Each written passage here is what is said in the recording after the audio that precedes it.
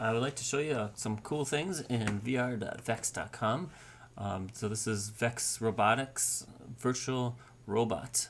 And this is their platform they released a couple months ago now, maybe right before, somewhere around in March, right after the pandemic hit.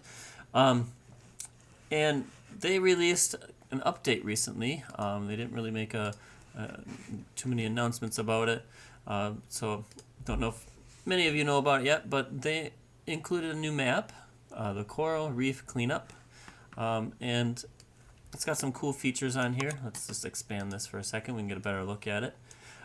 First of all, it's underwater, so Vex finally did a water game type thing.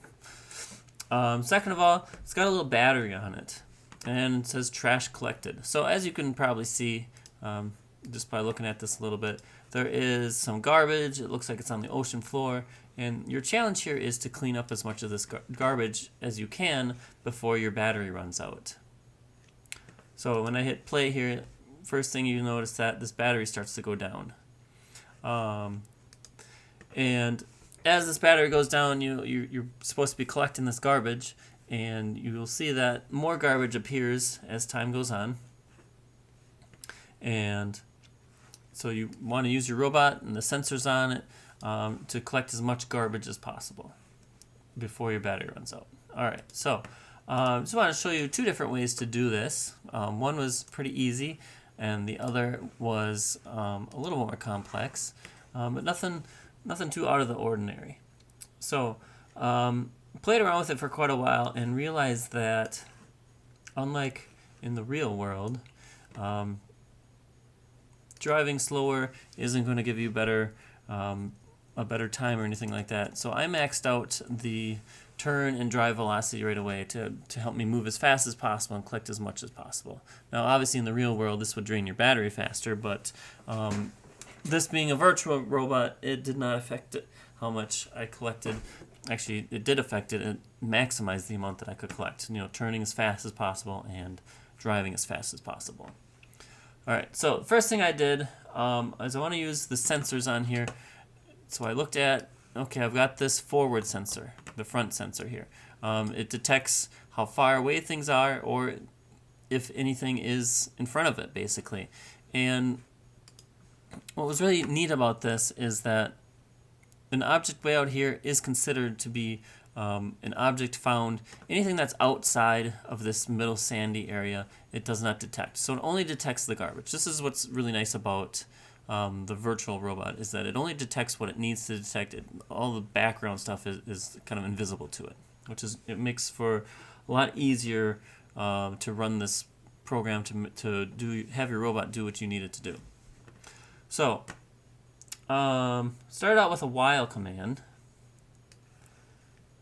I thought that was the best. I tried it with ifs and it didn't work as well because we want while, and then we can use that front sensor, let's see here, to find objects. And then I took that one step further and I said I use this not. So if we have just the distance found an object, okay, so does that front sensor see something? And if it does, well then you need to move on to the next step. But I thought it was better to use the not statement. So while you don't see an object, then we should be, and I'm going to use the word scanning, you should be scanning for an object. So what's nice about that front sensor is you really don't have to initiate it too much, in the virtual at least. So we can just use turn right here. Now I'm going to add a stop driving to the bottom of this so that we have something for it to do after it finds that object. Now, if I hit play right now, it should not move at all because it detects that object right away. Okay, so it did that. So this really doesn't, in my opinion, doesn't show that I'm testing this properly. Okay, so let's just throw turn right for 90 degrees in there. And that should allow you to, there we go. That allows us to turn, and then it shouldn't detect anything, but then when it keeps turning right here, it should detect that, and then we'll see if this actually works. So let's hit play here. So turn right, and then scanning. Hey, look, it found the object. Perfect. Works great. All right. I collected 0 trash. I'm a failure. Okay. So we're going to refresh this. All right, so we know this is working. So I'm going to take the stop driving off. I'm going to take the turn right off. Okay, now we need to collect the garbage, you need to drive up to it and basically have the robot touch it. Once that robot touches the garbage, it will collect it. So let me show you an example of that really quick. I'm just going to do drive forward here, and it's going to drive forward indefinitely. And then also it'll show you here, oops, what would happen if you drive off the course. So I drive forward, collects the garbage. Okay, now if you drive off the course, it says that you've damaged the coral. We're trying to help the coral here. We gotta clean up, not break it more. All right, so that was a failure. So obviously that was just an example here. Okay, so we want to drive forward, but we have to be able to drive forward to the garbage and not drive past it, because that would just be wasting time basically. So what I did to do this was I set a variable. They're way down at the bottom here. We're going to make a variable. We're going to call this drive to trash. Because we're trying to pick up the trash or the garbage. You can call it garbage if you want. It doesn't really matter what you call it. As long as it has a name that you... And I like to name my variables so that I know what I'm trying to do with them. So this one's called drive to garbage. We've got this my variable here. It doesn't tell me anything. I usually just delete it. It's not very useful. And it doesn't... I mean, it is useful, but it doesn't tell me what exactly it's doing. So that doesn't help me at all. So we got our variable drive to garbage. Okay, now how can we use that? Well, we have our distance here,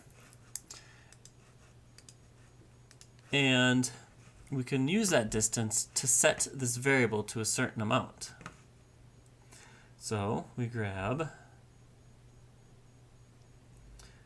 all the way up at the top, so we can drive forward for 200 millimeters. So now notice this has that oval shape to it. It's got that input. We can drop that in there. But we still haven't set this. We know we want to drive to the garbage, but we need to set that to a certain distance. Okay, so set our variable, drive to garbage, to amount. Okay, well, let's find our sensor output here. Here we go, distance in millimeters. All right, so this is the distance that is signified here, or it says distance 800 millimeters. So we have drive to garbage, set your variable to this amount, and this is drive to that amount. Now, one more thing I found kind of handy is if we do this, because sometimes my robot has bad aim, and I just added an extra 20 to this, and that allowed me to drive just a little bit past it. 25 might be better. Drive just a little bit past where that garbage was. So we're setting drive to garbage to the distance, will be 800 plus an extra 25 here, and there we go. Now, if I hit play, you'll see it drives to the garbage and it stops. So it did what it's supposed to, and if I were to add that right turn back into it, it would start out turning right and then start scanning, see this box or whatever it is, and then drive to that. But it didn't continue. Okay, so I am going to put a loop on it. So I'm going to loop this forever. So as long as I have battery life, this should be running. Alright, so I'm going to hit play here, and I'm probably going to speed this up when I edit this. But here we go. So it drives, let's expand this, turns, and keeps going. Alright, so this actually works fairly decently. Like I said, sometimes it has bad aim. I almost missed that time. Alright, then I'll probably speed this up just to see how much. Sometimes there's no garbage for it to find. The garbage has to be completely stationary for it to detect it. That's kind of part of that virtual part.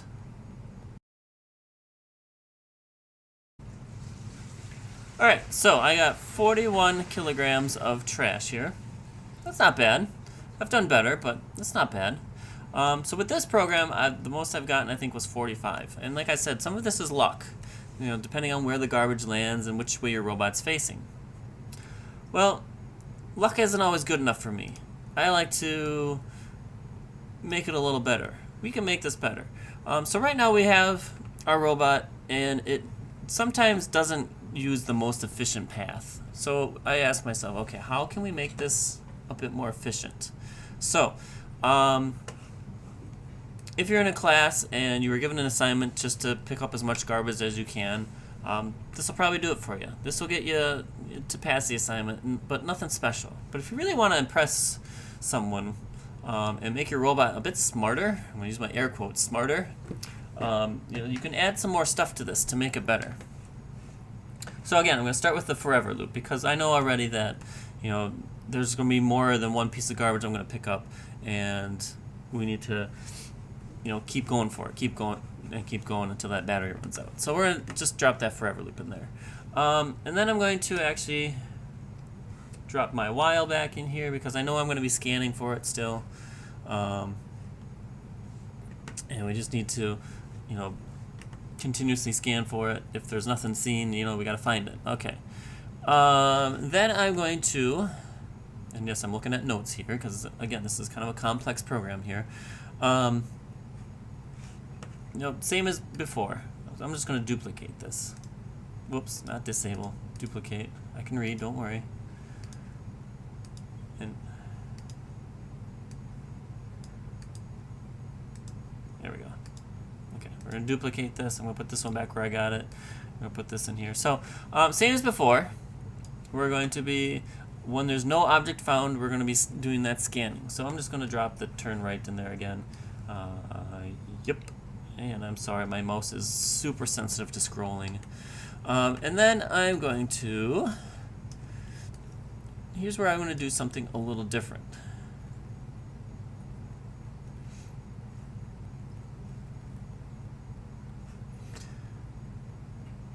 So, first thing I'm going to do here is set, or make another new variable.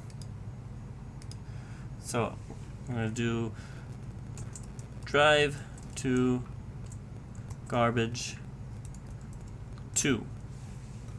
Now notice when I had just drive to garbage, it says name taken. You can't use the same name twice. I put the 2 in there, then it's okay. And actually, I'm going to rename this one to drive to garbage 1. All right, so now we got 2 drive to garbage here, and we can set these to different things. Now, what I'm doing with this is set drive to garbage 1. So when I find the first object, I'm going to set the first variable, and again I'm going to set that to, and we're going to do the adding again because that seems to work out, and 25, and again we're going to do the distance.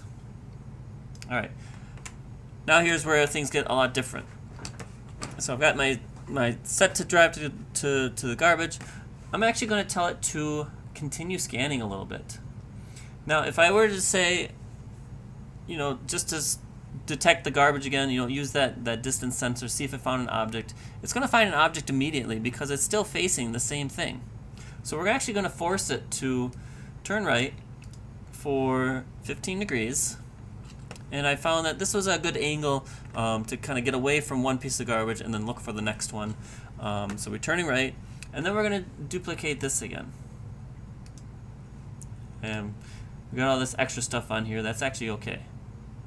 I'm going to take off the turn, but this time I'm going to set drive to garbage 2. All right, so we've got drive to garbage 1 being set by the first scan, and then it says, okay, turn just a little bit and scan again.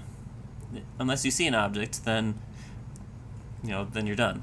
But we're going to set that to drive to garbage 2. Now we need to use. We're gonna differentiate between these two distances. So we're gonna use some if commands here. Where are we? Here we go. If. So we got our if commands. We're actually going to use 2 of them. Oh, not like that. There we go. And we're going to drop that within our loop here.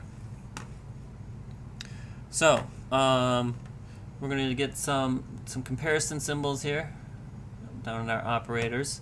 Now these do come with numbers in them. They're still that oval shape, so you can still use like your distance or your variables in here. So I'm going to drop that here, and we're going to do. Yep. Come on, there we go. And drive to garbage 1. So we're comparing the two distances here. And we're going to do that with both of these. And where's that less than? There we go. This time we're going to flip it around. So we're going to do drive to garbage 2 on this side and drive to garbage 1 on this side. Alright, so this is saying if number 2 is, or drive to garbage 2 is less than drive to garbage 1, then you do this stuff. If it's the other way around, you do this stuff. So, if drive to garbage 2 is less, so if the distance to that second piece of garbage was less, then we're going to just go for it. We're going to drive right for it, and this is going to be that drive to object 2. Let's see here. Got to go back to my variables. Alright, so if drive to the garbage distance is less, then drive to that garbage. There you go. If drive to garbage 1 is less, so now we have to turn back. So right now we're facing that second piece. So we're going to turn back. So turn left, and we're going to do that same 15 degrees again. Which again should allow us to stop facing that second piece, and then we're going to actually use that while loop again, and we're basically saying, hey, you got to find that other piece of garbage again, because we're not facing it currently. You just got to turn back and find it quick, and then we're going to drive to it. So we're turning left, and we're going to use the sensor again. So when there is no object found,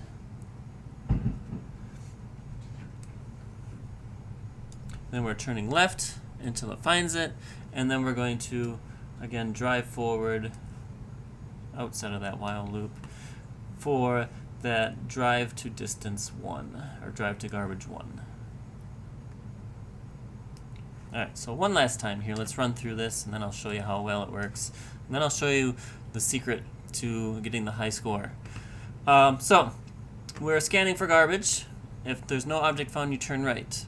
When it finds the piece of garbage, it jumps out of the while loop, and it sets that drive to garbage 1 to the distance plus 25, because remember the 25, we want to go a little bit past it. So, turn the 15 degrees to kind of get that out of the view, find the next piece of garbage, and we're going to then scan again for more garbage, and we're going to set that to garbage 2, and then we're going to compare the two distances, and if the second one is closer, we're just going to drive to it, because that's the one you're facing. You're going to be facing the second one. If the first one is closer, then we're going to turn back and then scan for it again, find it where it is, and then drive to it. Alright, so let's see how well this works. You know what, let's do the step through first, make sure it works properly. I know it does, but it's always fun to do this. So we're just going to hit step here, we're setting the velocities. So we're scanning for that object. Okay, we found it, we don't need to turn right. Okay, now we're going to scan for that second object. So here's that 15 degrees, and then we're going to find that second object, and okay, so we got stuck on the turn right there, I think. Okay, maybe it's not working. Maybe I'll cut this out. Let's start over here. We're just gonna let it go, see what it does. Alright, so you can already see that it's kind of scanning for the two pieces, picks which one is closer, which is great. Because if it drives to the closer one, then it should be a bit more efficient. Now you can see it went back and forth there. That's always fun to see. Scan one, okay, one object. Sometimes it doesn't seem like it's scanning for the closest one, but I've not seen it yet drive super far when it didn't need to, so. And sometimes it does it pretty quickly, which is cool too. There we go. So it's working pretty well. Yeah, that one's definitely closer.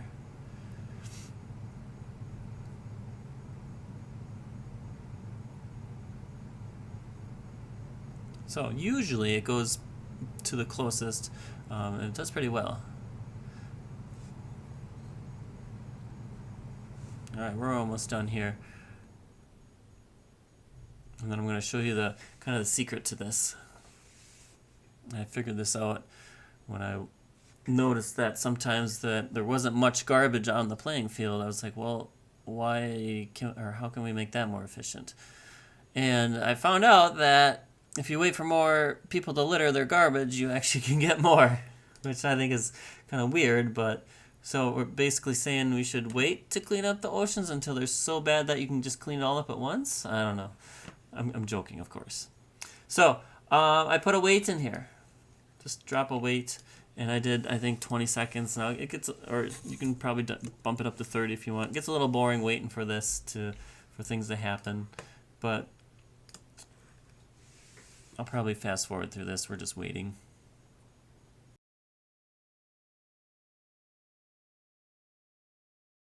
And then off it goes. So now there's a whole lot of garbage for it to pick up. So it actually, most of the time, it's pretty close to what it's doing. So you can see a lot of back and forth there. It's really measuring, doing its best to figure out which piece is closer. So even though I waited 30 seconds, okay, now it's getting some more stuff in there. Even though I waited the 30 seconds, there's still a lot of, or not much, because this is a lot more efficient. All right, so that was a bit more. I've done a lot better, but 50 is still really good. Like I said, I think the most I had, I think, was 60 or so. So this is pretty good. And you can obviously change some of these numbers in here. Like maybe this one might be too much, or maybe 15. You could drop down to 10. Maybe your wait time, you could play with that a little bit. But that's what's fun about this stuff, is that it's so easy to change some of your numbers in here to get different results, and you might bump it up, might bump it down a little bit, but hey, you can play with it, and it really doesn't affect your life that much. It just makes you wait a little longer while you're running the program. So I hope you enjoyed the video. I hope it helps you out. If you have any questions, let me know in the comments box.